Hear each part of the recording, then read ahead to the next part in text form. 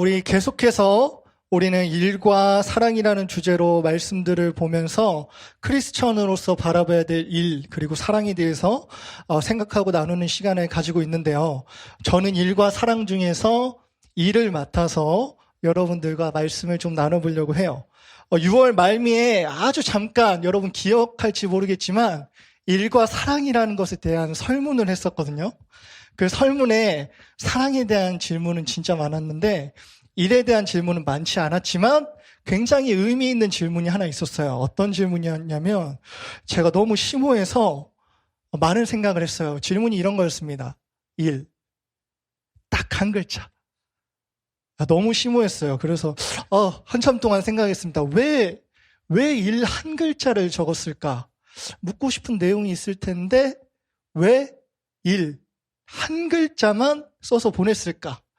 그거에 대해서 정말 많이 생각했어요. 별로 의미 없이 그냥 적은 걸 수도 있겠지만 저는 일에 대해서 생각하면서 문득 그런 생각을 했습니다. 어쩌면 생각보다 우리는 일에 대해서 크게 고민하지 않거나 일이라는 개념이 너무 우리에게는 아직 낯선 개념이거나 아니면 너무 애매한 범위라서 어떤 질문을 해야 할지 모를 수도 있겠다라는 생각을 했었죠. 말씀을 나누기 전에 여러분들한테 질문을 하면서 시작하고 싶어요. 여러분들한테 일 또는 직업이라는 건 어떤 의미인가요? 저는 목회의 길에 서기 전에 정말 다양한 일을 해봤어요. 일단 주유소, 음식점, 그 공장에 패드럼이라고 있어요. 약품을 담는 패드럼이 있는데 그 패드럼을 수거하는 일, 학교 급식실, 건설 현장, 키즈 카페, 대학교 조교, 개인 사업까지 등등등 정말 많은 일들을 했었는데 그 과정에서 저한테 일이라는 건 생존이라는 키워드 말고는 다른 게 없었어요. 근데 성경이 말하는 일의 의미에 대해서 알고 나서는 일의 그 진짜 의미를 알고 나선 제가 일을 바라보는 시선이 달라졌었던 계기가 됐었는데 오늘은 우리가 같이 말씀을 나누면서 말씀이 말하는 일이 무엇인지 한번 생각해 보려고 해요. 오늘 말씀의 배경은 이렇습니다. 베드로의 편지는 흩어져 있는 전 지역에 흩어져 있는 그리스도인들을 향해서 보내진 서신이었거든요. 이들은 여러 지역에 흩어져 있으면서 믿음을 지켜오고 있었는데 이들 안에는 문제가 하나 있었습니다. 그 문제는 흩어진 여러 지역의 문화 속에서 신앙생활을 하다 보니 그 문화와 자신들의 신앙이 섞이기 시작했던 것이죠. 당시 그리스 로마 문화 안에 있었던 가치관들이 고스란히 그리스도인 공동체 안에 섞이면서 이렇게 생각하고 저렇게 생각하는 거 우리 문화에 익숙하잖아. 그렇게 당연하게 여겨지기 시작했던 겁니다. 대표적으로 우상숭배, 또 그 당시에 유행했던 철학적 가치관이 섞인 신앙관 등 다양한 모습들이 나타나고 있었는데 이거는 당시 여러 교회들에 있었던 현상이지만 베드로전서의 편지를 받았던 성도들은 특별히 부당한 대우와 또 경멸하는 그런 시선에 타협했던 것이 가장 큰 문제였습니다. 고난을 받는 것이 힘들어서 적당히 세상의 가치관과 타협하면서 신앙생활을 하다 보니 그것을 합리화하고 믿음의 내용을 세상의 가치관과 섞어버리는 것이죠. 그래서 베드로전서는 오히려 그런 고난은 영광이라고 이야기를 합니다. 특별히 은혜로 구원을 얻은 우리는 다시는 옛 모습으로 돌아갈 수 없다는 것을 강조하고 있죠. 그리스도인답게 세상의 가치관이 아니라 올바른 가치관을 가지고 살아갈 것을 촉구하는 게 베드로전서입니다.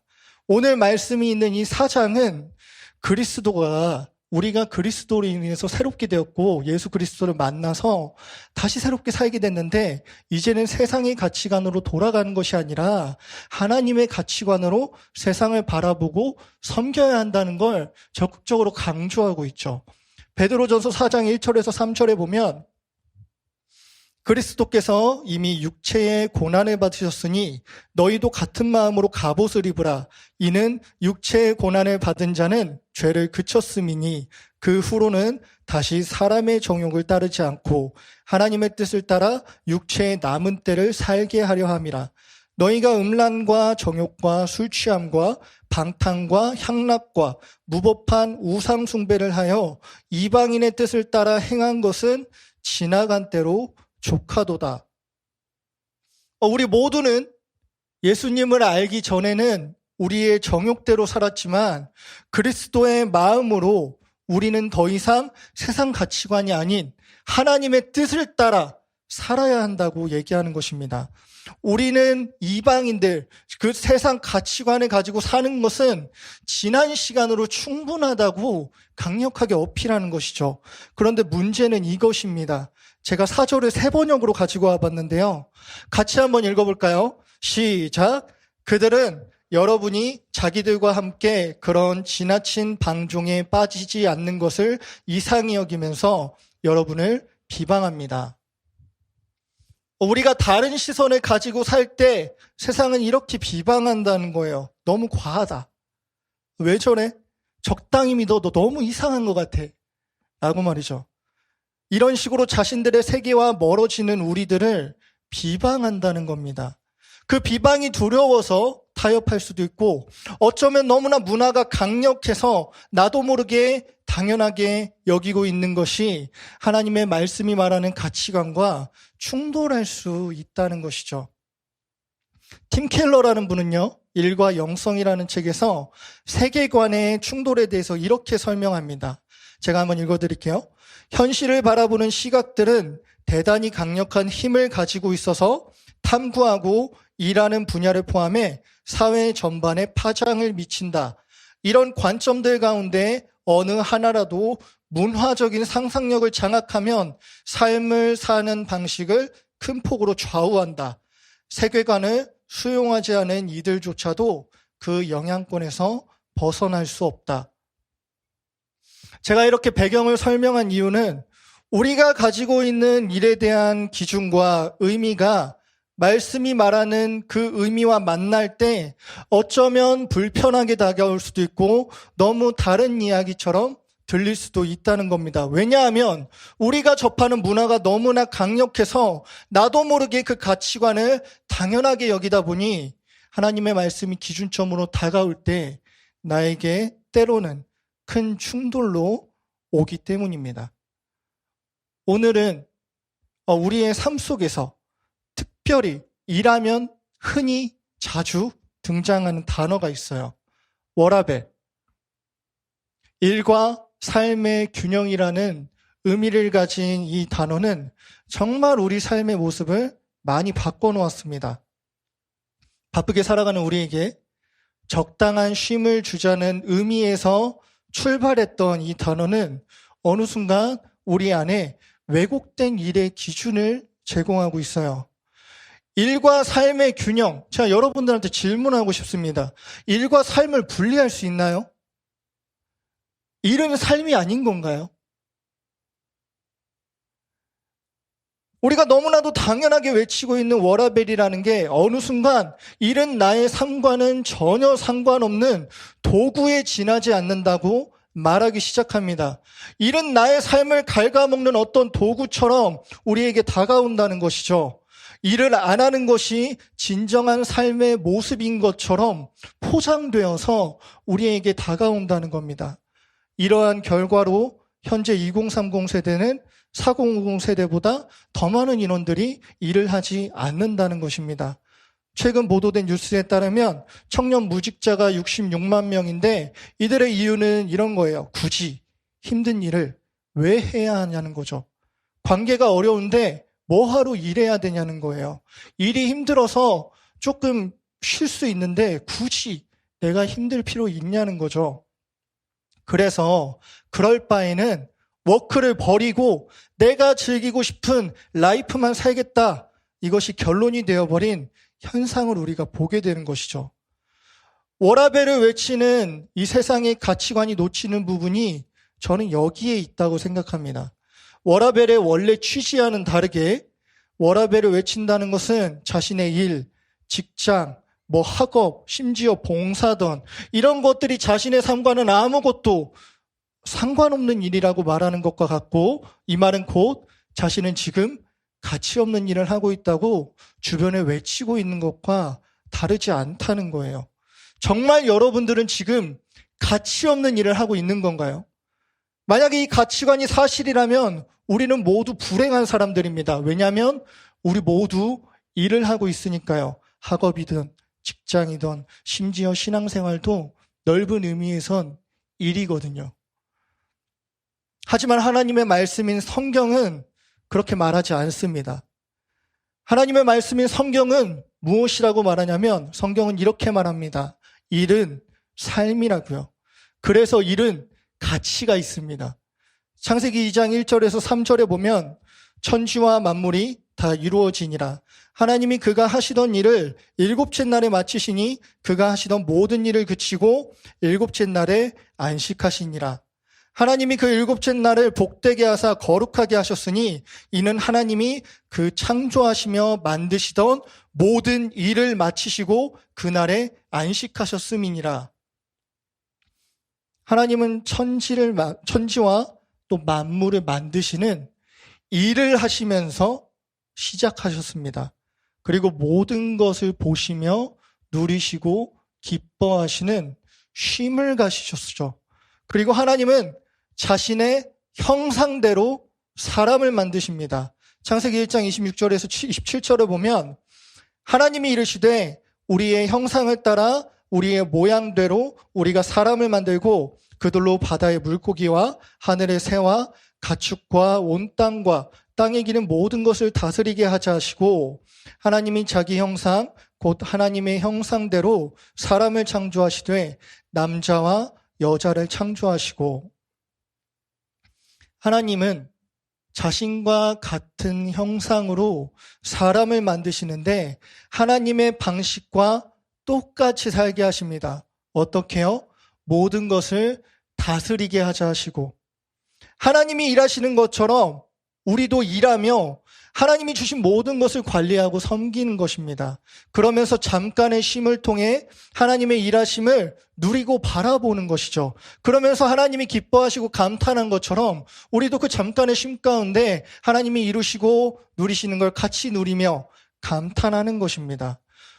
우리가 외쳐야 될 것은 일과 삶의 균형이 아니라 열심히 일하며 그 가운데 잠깐의 쉼을 통해 하나님이 이루시는 그 은혜를 누리는 시간의 균형이 필요한 거죠. 그게 바로 우리 안에서는 바로 이 예배를 통해서 이루어지고 있는 겁니다. 바쁘게 한 주를 주님의 뜻을 따라서 최선을 다해서 살다가 하루를 정해 말씀을 나누고 찬양하며 하나님이 이루신 일과 하나님의 뜻을 돌아보는 이 예배가 바로 안식, 쉼이라는 것이죠. 일은 삶에서 뗄 수 없는 중요한 요소입니다. 왜냐하면 일은 하나님이 주신 하나님의 형상으로서 축복이기 때문이에요. 어떤 피조물에게도 다스리라 하지 않고 오직 사람을 자기의 형상대로 만드시고 사람에게 다스리라, 즉 일할 수 있는 축복을 주셨거든요. 그렇다면 우리 안에 질문은 이런 겁니다. 일이 축복이라고 한다면 단순히 형상으로서의 축복인 건가? 우리는 어떤 마음으로 어떤 시선으로 일을 바라보고 또 일을 해야 할까? 오늘 말씀의 시대에도 이런 문제가 있었습니다. 세상이 말하는 수고에는 분명한 대가가 따라야 했고 그게 당연한 것입니다. 오늘날에도 이건 마찬가지죠. 이런 것에 너무나 익숙한 그리스도인들 안에서 당연히 수고의 대가를 바라게 됩니다. 아무리 예수님의 가르침을 따라 섬겨도 예수님의 은혜를 따라 섬겨도 점점 대가가 돌아오지 않으니까 그 안에서 불만과 불평들이 생겨나기 시작했던 것입니다. 세상의 가치를 그대로 교회 안에 들어오니 하나가 되어야 하고 하나님의 나라를 오히려 이뤄가야 할 교회가 그 안에서 불평으로 시끄러워지고 있는 것이죠. 베드로는 편지를 보내면서 공동체에게 이렇게 이야기합니다. 세 번역으로 가져왔는데요. 8절에서 9절 우리 한번 같이 읽어볼까요? 시작.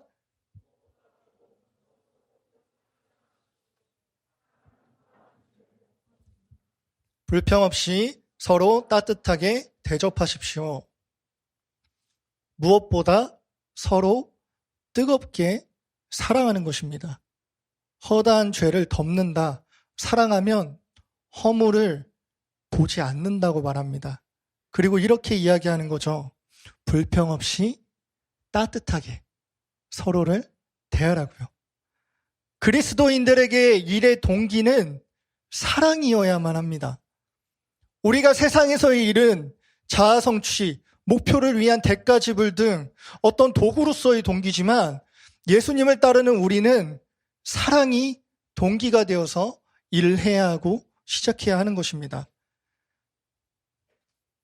우리가 일을 일상과 분리하고 싶은 이유, 일이 행복하지 않은 이유는 세상이 말하는 대로 일을 자아 성취의 도구로, 내가 하고 싶은 어떤 것을 하기 위한 교환의 도구로 생각하기 때문에 그 도구가 도구의 역할을 제대로 하지 않으니 분리하고 싶은 겁니다. 하지만 일의 동기가 사랑이 되는 경우에는 일은 축복이 될 수 있고 행복이 될 수 있습니다. 왜냐고요? 사랑은 모든 것을 뛰어넘는 엄청난 힘이 있거든요. 여러분 혹시 사랑을 하고 계십니까? 아니면 사랑을 해본 경험이 있으신가요? 누군가를 사랑하면 일어나게 되는, 누구나 다 겪게 되는 일이 있습니다. 그건 뭐냐면 전에는 부당하다고 생각했던 게 당연해지기 시작하고 오히려 그 과정이 기뻐진다는 거예요. 예를 들어 이런 거죠.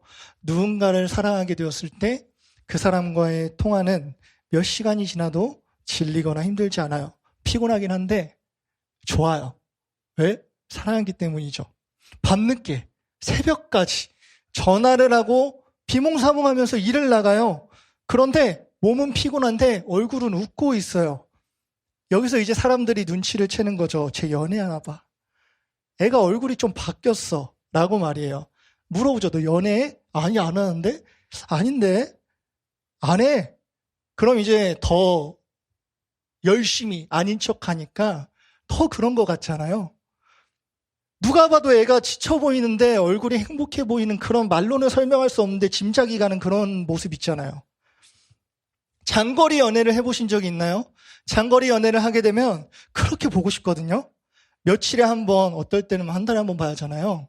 그러면 그 먼 거리를 몇 시간 이상 날아가고 있는데도 힘들지가 않은 거예요. 오히려 행복하고 가는 길 동안 설레죠. 엄청 피곤합니다. 이러다가 내가 죽을 수도 있겠다라는 생각이 드는데 막상 사랑하는 사람이 저기 눈앞에서 다가오고 있으면 잠이 확 깨버려요. 하지만 누가 뭘 시켜서 하는 건 5분 거리도 귀찮잖아요. 이게 사랑의 힘입니다. 그런데 이런 감정적인 설명을 넘어서, 감정을 뛰어넘어 진짜 사랑을 동기로 일하시는 그 모습을 몸소 보여주신 분이 계세요. 그분이 바로 예수 그리스도입니다. 요한복음에 보면 예수님은 38회 동안 병을 앓고 있던 병자를 고쳐주십니다.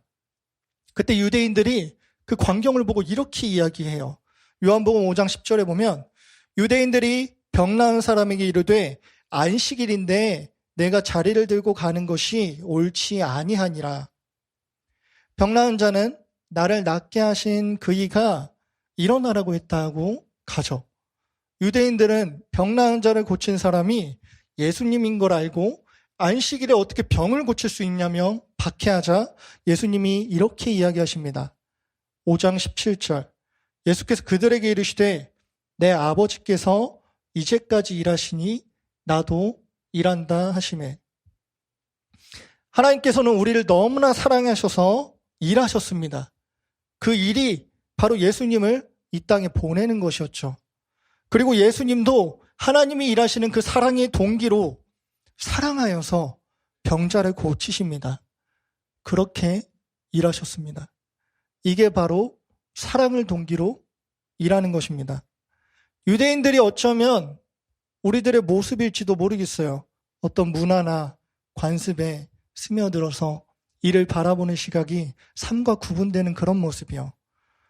유대인들은 안식일의 규정의 원래 의미는 사랑을 통해 열심히 일하며 특별히 구별한 주의 날에 하나님 안에서 안식하고 기쁨을 누리면서 하나님의 사랑을 누리고 나누는 쉼의 날임에도 불구하고 그저 아무것도 안 하는 게 안식일이다. 이런 왜곡된 가치로 바라보게 됐던 것처럼 말이에요. 그래서 오늘 말씀 베드로는 이렇게 얘기한 겁니다. 사랑으로 일을 대하고 섬기라고 말하고 있는 거죠. 베드로전서 4장 10절을 한번 같이 읽어보겠습니다. 같이 읽겠습니다. 시작. 각각 은사를 받은 대로 하나님의 여러 가지 은혜를 맡은 선한 청지기 같이 서로 봉사하라. 하나님께서는 우리가 서로 사랑할 때 사랑하며 일할 수 있는 도구를 주셨습니다. 각자에게 특별하게 주셨는데 그게 바로 은사라는 것이에요. 은사는 정말 다양해요. 누군가는 수학적인 지식이 탁월해서 그 방면에서 빛을 발하는가 하면 누군가는 체육, 누군가는 음악, 누군가는 문학, 기계, 정말 다양한 영역이 있죠. 또 누군가는 정말 상대의 장점을 기가 막히게 파악하고 칭찬합니다. 그래서 힘을 주는 분이 있는가 하면 누군가는 정말 잘 들어줘요. 나도 모르게 이 사람 앞에 있으면 내 속 얘기가 막 나와. 너무 잘 들어주니까. 또 누군가는 너무 재밌어서 같이 있기만 해도 웃음이 막 나는 사람이 있어요. 근데 누군가는 아무 말도 안 했는데 그냥 옆에 있으면 편안한 사람이 있어요. 그냥 가만히 있어도 쉼을 얻는 그런 사람이 있죠. 정말 다양한 이런 수많은 은사들을 하나님이 여러분들에게 주신 이유는 베드로가 앞서 말한 것처럼 사랑으로 일할 수 있는 축복을 누릴 수 있게 하나님께서 여러분 각자에게 주신 은사, 선물들입니다. 각자가 가진 장점을 통해서 서로의 부족함을 사랑으로 채워주는 거죠. 섬김을 통해서. 그렇게 하나님의 사랑을 닮아 서로를 각자가 가진 장점으로 섬기고 채워줄 때 오히려 소모되는 것이 아니라 채워지는 것을 경험하게 되는 것입니다. 사랑으로 일할 때 소모되는 것이 아니라 채워지는 그 경험은 세상이 말하는 가치관으로는 절대 얻을 수 없는 축복입니다. 왜냐하면 이건 하나님이 천지를 만드실 때 하나님이 하신 사랑으로 세상을 창조하시고 만족하신 그 모습 그대로의 축복이기 때문입니다. 하나님은 우리와 거래하지 않으셨습니다. 그저 사랑하셔서 우리를 만드시고 하나님이 누리는 그 기쁨을 같이 감탄하며 함께 누리는 축복으로서 일을 주신 거예요. 세상은 우리의 장점으로 거래하게 합니다. 내가 넘치는 감격으로 나눠주는 게 아니라 교환해야 하니까 행복은 잠깐일 수밖에 없고 그 행복은 내가 있는 걸 교환한 거니 완벽한 행복이 될 수 없는 것이죠. 종교개혁자 루터는 저마다의 노력을 통해서가 아니라 오직 은혜로 구원을 받는다는 그 진리를 깨닫는 순간 일의 의미를 바라보는 시각부터 성경을 바라보는 모든 시각이 바뀌게 되었습니다. 그리고 그는 일에 대해서 이렇게 고백합니다. 비록 세속적으로 보일지라도 그들의 일은 하나님을 향한 예배이며 주님을 기쁘시게 하는 순종이다.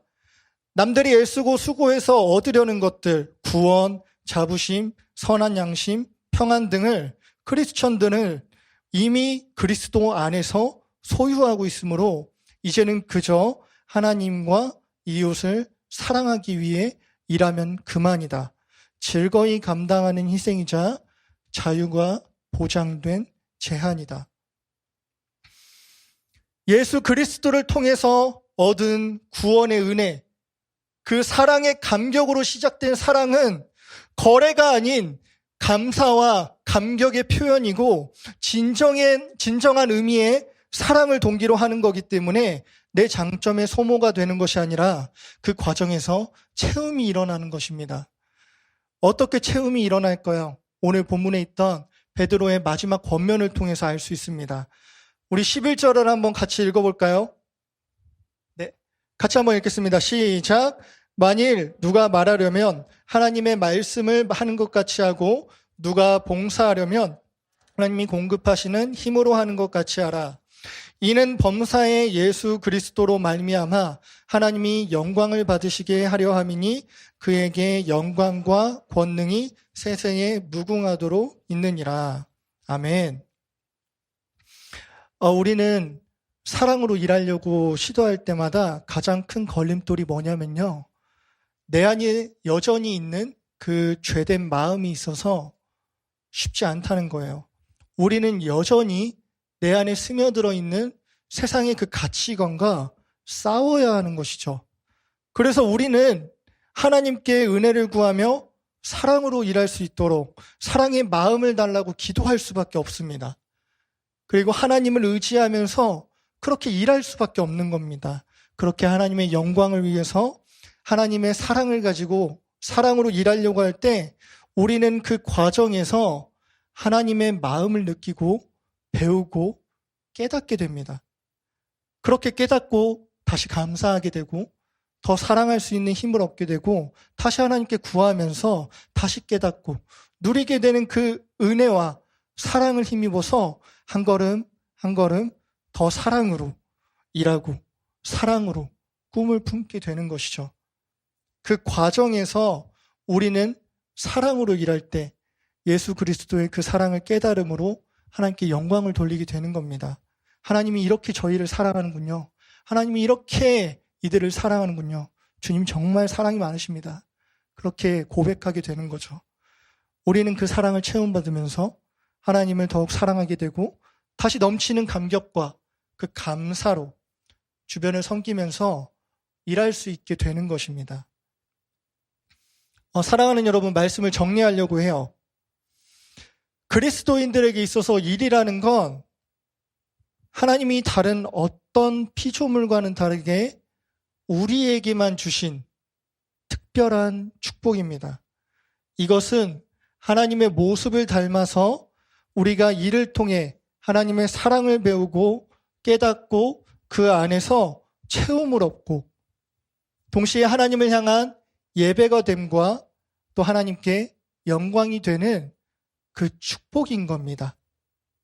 그래서 일의 동기는 자아 성취가 아니라 목적을 위한 거래가 아니라 사랑이어야만 합니다.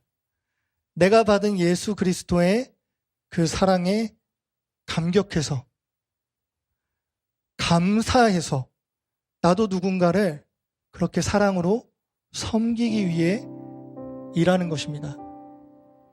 먼저 그 사랑을 받았고 누리기 때문에 나누고 섬기는 것임에도 불구하고 우리는 더 큰 은혜와 사랑을 깨닫는 축복이 우리의 자리 안에서 지금 여러분들의 그 자리 안에서 일어나고 있는 일들입니다. 그 일들, 여러분들이 하고 있는 그 일들 안에서 이 일들이 일어나고 있다고요. 세상이 말하는 것처럼 일을 어떤 목적을 위해 내 시간을 내주는 거래하는 도구로 여기지 마세요. 일은 사랑을 누리는 우리가 하나님의 사랑을 실천하며 하나님의 그 엄청난 사랑을 깨닫는 귀한 축복입니다. 이런 사랑으로 일하는 모습들이 우리 가운데 가까이에 너무나 많이 있어요.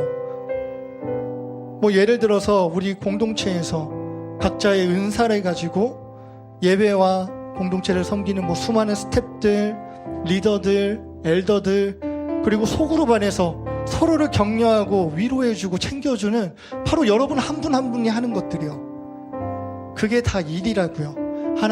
하나님께서 말씀하신 사랑으로 하는 일, 축복입니다. 사랑으로 일한다고 몸이 안 힘든 게 아니에요. 그런데 사랑으로 일하면서 섬기는 그 모든 자리에 있는 사람들은 종종 어쩌면 자주 이렇게 이야기합니다. 몸은 힘든데 마음이 너무 행복해요. 하나님은 정말 저를 너무 사랑하시는 것 같아요. 하나님이 정말 이 친구를 사랑하시는 것 같아요. 하나님이 그 상사를 사랑하는 것 같아요. 이렇게 말이에요. 저는 여러분들이 사랑으로 일할 수 있는 많은 곳에 참여했으면 좋겠습니다. 여름 수련회 스텝이나 국내 선교팀을 참여한 분들이 참 신기하게 동일한 피드백을 남기셨더라고요. 내가 정말 피곤했는데 그 안에 정말 하나님의 큰 은혜가 있더라. 피곤한데 피곤하지 않더라. 이 말이 역설적이잖아요. 근데 사랑으로 일할 때 이런 일들이 일어난다는 거예요. 스텝 스텝도 좋습니다. 뭐 특별한 기회가 주어져서 리더로 섬기든 매주 드려지는 어떤 예배를 섬기든 아니면 동아리가 이제 또 봉사 동아리나 참 뜻깊은 동아리들이 많잖아요. 거기 들어가서 진짜 사랑으로 섬길 때, 사랑으로 일할 때 우리 안에서 채워지는 그 체험을 여러분들이 정말 무엇인지 느껴보고 경험해봤으면 좋겠어요. 세상이 주는 것과는 전혀 다른 그런 기쁨이 있거든요. 그래서 정말 그 과정에서 하나님이 나를 이렇게 사랑하셨나? 하나님이 우리를 이렇게 사랑하신 건가? 그렇게 깨닫고 또 경험하면서 한 발 한 발 성장하는 여러분이 되길. 그래서 각자의 일터에서 그 축복이 고스란히 여러분들 안에 있기를 예수님의 이름으로 축복합니다. 오늘 이 시간에 같이 찬양하면서 기도하기 원하는데요. 은혜라는 찬양을 같이 찬양하기 원합니다. 우리가 누리고 있는 그 모든 것, 그게 주님의 사랑 안에서 이루어진다는 걸 같이 느껴봤으면 좋겠습니다. 이 시간 찬양하면서 주님 옆에 나아가겠습니다.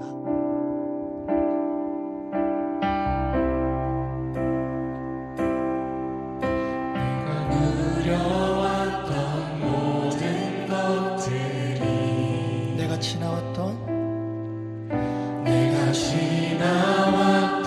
모든 시간이 내가 걸어왔던 모든 순간이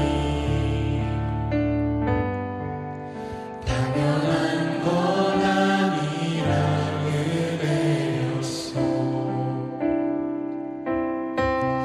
아침에 해가 뜨고 저녁에 노을 봄의 꽃향기와 가을의 열매 변하는 계절의 모든 순간이 당연한 건 아니라 은혜였어. 모든 것이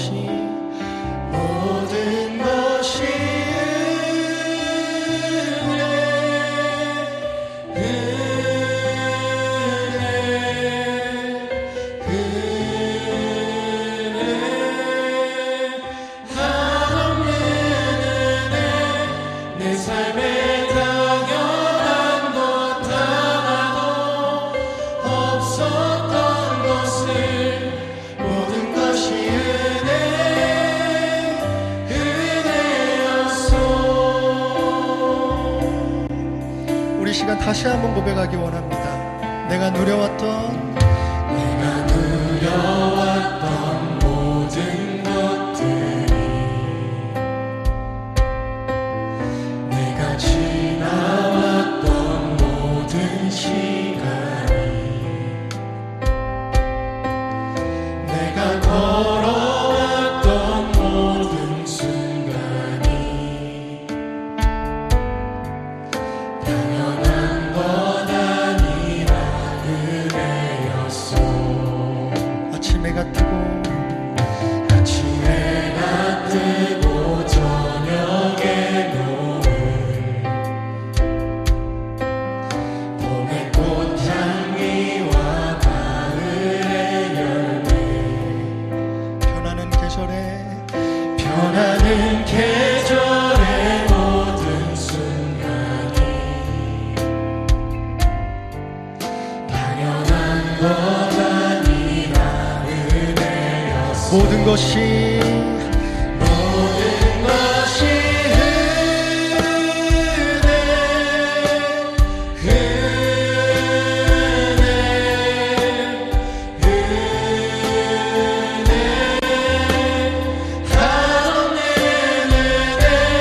내 삶에 당연한 것 하나도 없었던 것을 모든 것이 은혜였어. 내가 이 땅에 태어나 사는 것 어린아이 시절과 지금까지 숨을 쉬며 살며 꿈을 꾸는 삶 당연한 것이 아닙니다. 당연한 것 아니라 은혜였소 내가 하나님의 자녀로 살며 내가 하나님의 자녀로 살며 오늘 찬양하고 예배하는 삶 복음을 전할 수 있는 축복이 당연한 것 아니라 은혜였소 모든 것이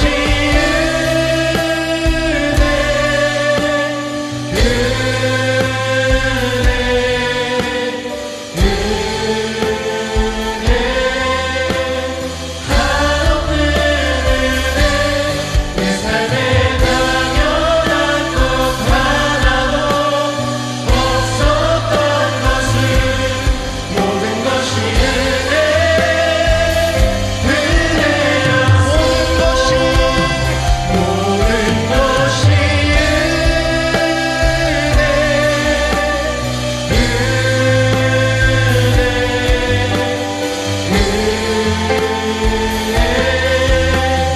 한없는 은혜 내 삶에 당연한 것 하나도 없었던 것을 모든 것이 은혜였소 남들이 애쓰고 수고해서 얻으려는 것들, 구원, 자부심, 선한 양심, 평안 등을 크리스천들은 이미 그리스도 안에서 소유하고 있으므로 이제는 그저 하나님과 이웃을 사랑하기 위해 일하면 그만입니다. 우리가 사랑할 수 있는 이유는, 사랑할 수 있고 사랑으로 일할 수 있는 이유는 그리스도의 그 사랑이 있기 때문입니다. 먼저 우리 자신을 주님 앞에 내어놓기 원합니다. 그 사랑을 먼저 누리기 원합니다. 그 사랑을 가득히 누리고 넘쳐서 주님, 저도 그 넘치는 사랑이 흘러가게 하여 주시옵소서. 하나님의 사랑을 더욱더 누리기 원합니다. 넘치도록 부어달라고 이 시간 주여 한번 부르짖고 기도하겠습니다. 주여,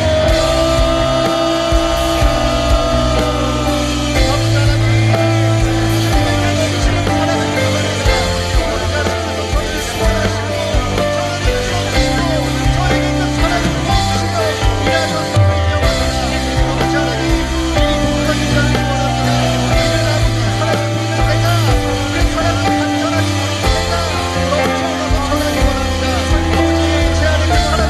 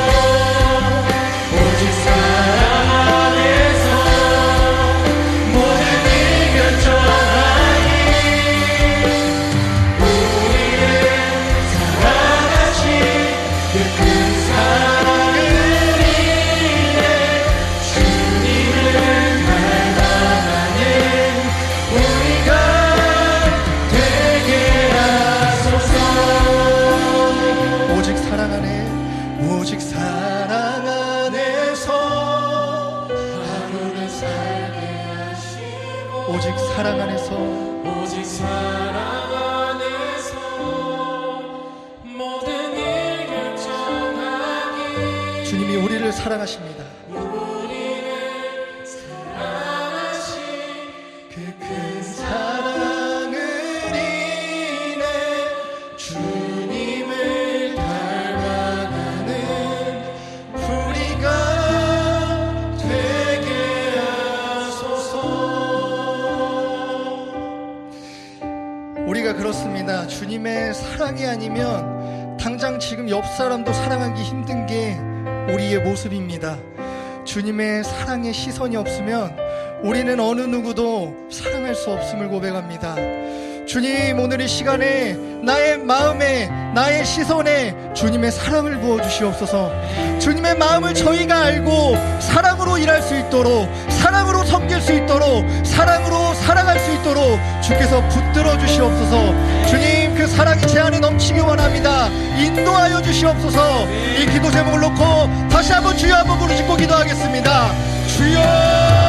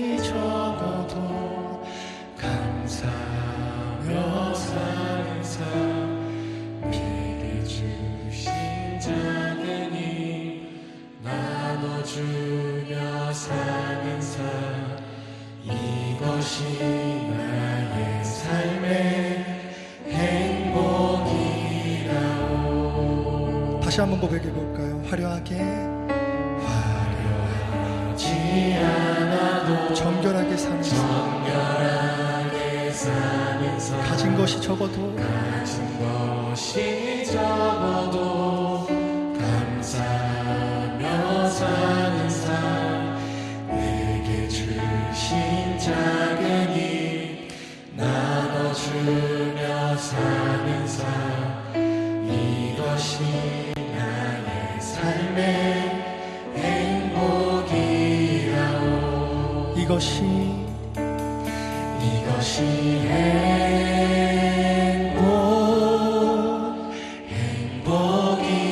행복이라오 세상은 알 수 없는 하나님 선물 이것이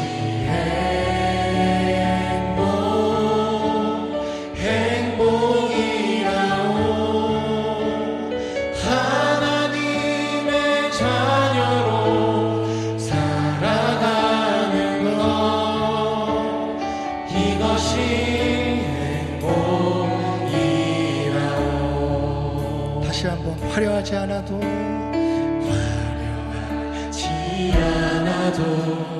정결하게 사는 삶 가진 것이 적어도 감사하며 사는 삶 내게 주신 작은 일 나눠주며 사는 삶 이것이 나의 삶의 행복이라오 눈물 날 일 많지만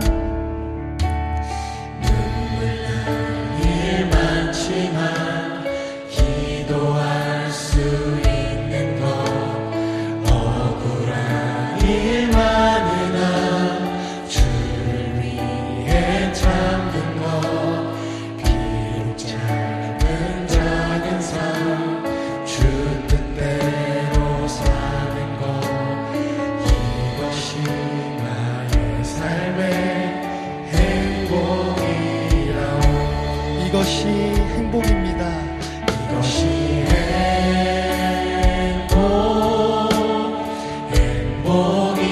행복이라오 세상은 알 수 없는 하나님 선물 이것이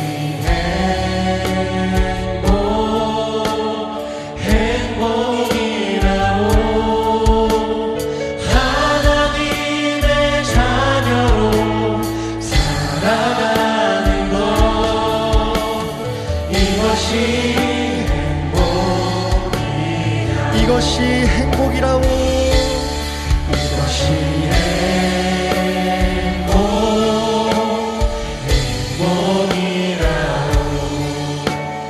세상은 알 수 없는 하나님 선물 이것이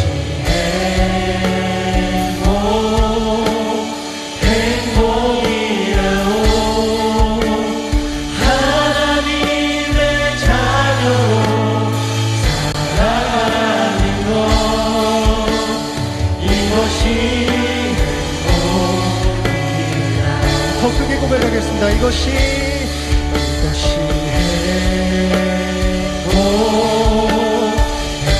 행복이라오 세상은 알 수 없는 세상은 알 수 없는 하나님 선물 이것이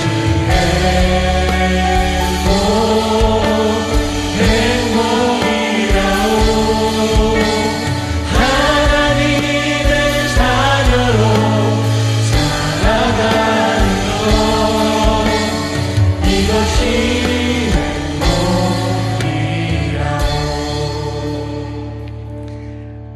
기독교는 역설의 종교라고 합니다. 화려하지 않는데 화려하다고 이야기하고요. 아무것도 없어 보이는데 부유하다고 이야기합니다. 내가 희생하는 것 같은데 너가 많은 것을 누린다고 이야기하는 게 하나님의 역설입니다. 우리가 세상의 가치관에 휘둘리지 않기 원합니다. 주님이 주시는 그 모든 은혜로 이미 행복하다는 것을 놓치지 않기 원합니다. 하나님의 자녀로 이미 행복하고 세상이 줄 수 없는 그 사랑이 내 안에 가득하기에 세상의 가치를 뛰어넘어 주님의 가치를 드러내는 우리가 될 수 있게 해달라고 이 시간 정말 주님 앞에 기도하기 원합니다. 세상을 변화시키는 우리가 되게 해달라고, 세상을 주님의 사랑으로 변화시키는 우리가 되게 해달라고 이 시간 다 같이 기도하겠습니다. 아버지 하나님, 주님의 그 은혜를 바라봅니다. 그 역설적인 주님의 그 행복을 바라봅니다. 아버지의 그 희생으로, 아무것도 아닌 것 같은 그 사랑의 희생으로 우리가 많은 것을 누리고 체험을 받고 있습니다. 그 역설의 사랑이 우리의 삶 가운데 이루어지기 원합니다. 이미 주님께서 주시는 그 모든 은혜로 행복합니다. 이미 주님께서 주시는 그 모든 능력이 제 안에 있습니다. 하나님의 자녀로 주님이 주시는 그 은혜로, 그 사랑으로 제가 이 자리에 있음을 고백합니다. 세상이 주는 그 가치가 아니라 주님이 주시는 그 가치로 살아가기 원합니다. 아버지, 휘둘리지 않게 하여 주시옵소서. 속지 않게 하여 주시옵소서. 주님의 그 사랑의 가치로, 아버지가 가르쳐 주시는 그 말씀으로 살아가기 원합니다. 아버지 하나님, 붙들어 주시옵소서. 아버지 하나님, 주님 인도하여 주시옵소서. 아버지, 주님이 주시는 그 참된 행복을 매 순간 누리기 원합니다.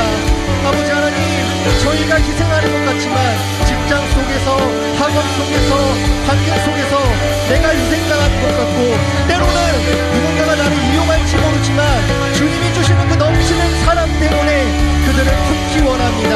그들을 사랑으로 섬기기 원합니다. 사랑의 마음으로 이해하기 원합니다. 아버지 하나님, 넘치는 그 행복에 겨워 그 행복을 흘려보내는 존재가 되게 하시옵소서. 세상에 휘둘리는 우리가 아니라 아버지의 사랑으로 세상을 변화시키는 우리가 되게 하여 주시옵소서. 아버지, 그러주실 줄 믿습니다. 주님 역사하여 주시옵소서. 아버지, 저희를 사랑하시고 주님의 마음으로 그 사랑을 흘려보내게 하여 주시옵소서. 저희가 주님의 기뻐하시는 자녀인 줄 믿습니다. 아버지 하나님, 자녀로서 주님 강단히 드러내며 살아가게 하여 주시옵소서.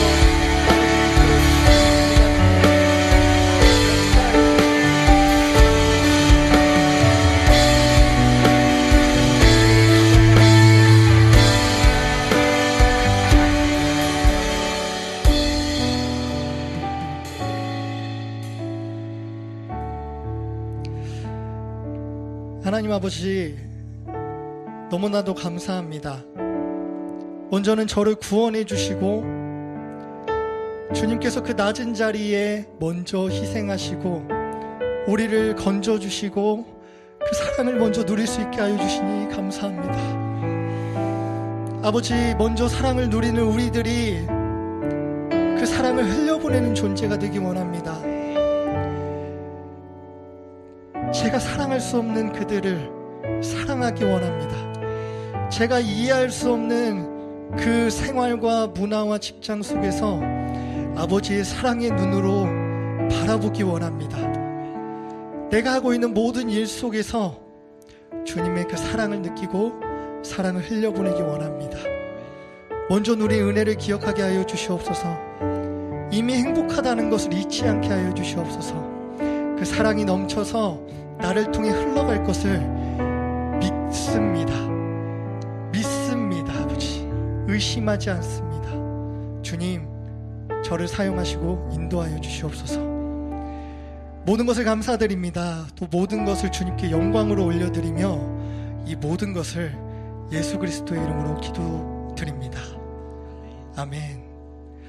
우리 이 시간 주님께서 가르쳐 주신 기도로 이 예배를 마치도록 하겠습니다. 하늘에 계신 우리 아버지여, 이름이 거룩히 여김을 받으시오며 나라가 임하시오며 뜻이 하늘에서 이루어진 것 같이 땅에서도 이루어지이다. 오늘 우리에게 일용할 양식을 주시옵고 우리가 우리에게 죄 지은 자를 사하여 준 것 같이 우리의 죄를 사하여 주시옵고 우리를 시험에 들게 하지 마시옵고 다만 악에서 구하옵소서. 나라와 권세와 영광이 아버지께 영원히 있사옵나이다. 아멘. 우리 주님께 영광의 박수 올려드리며 예배 마치겠습니다.